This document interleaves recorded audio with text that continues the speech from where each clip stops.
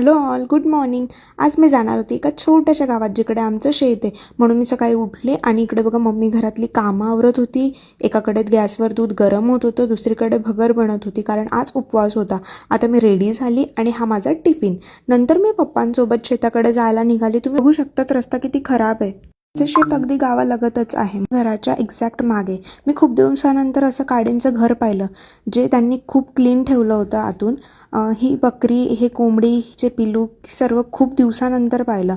मी लाईफमध्ये पहिल्यांदा असं बसवलेली कोंबडी पाहिली.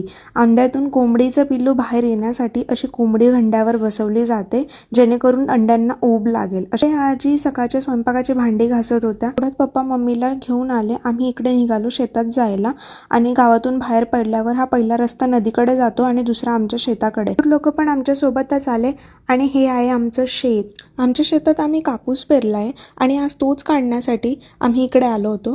मजूर पण जमले होते आणि मजूर कमी असल्यामुळे मी पण एक मजुराच्या बरोबरीने कापूस काढला आणि नंतर जमा झालेल्या कापूसच्या गोण्या रोडवर आणल्या. संध्याकाळचे 5 वाजले होते. हे दादा बकऱ्या चारवून घरी नेत होते आणि मग नंतर आम्हीही कापूस घेऊन घरी आलो आणि तेवढ्यातच पप्पांचा फोन आला की कापूस घ्यायला येत आहेत म्हणून. आणि मग कापसाची गाडी आली आणि ते हे कापूस घेऊन गेले. Thank you for watching.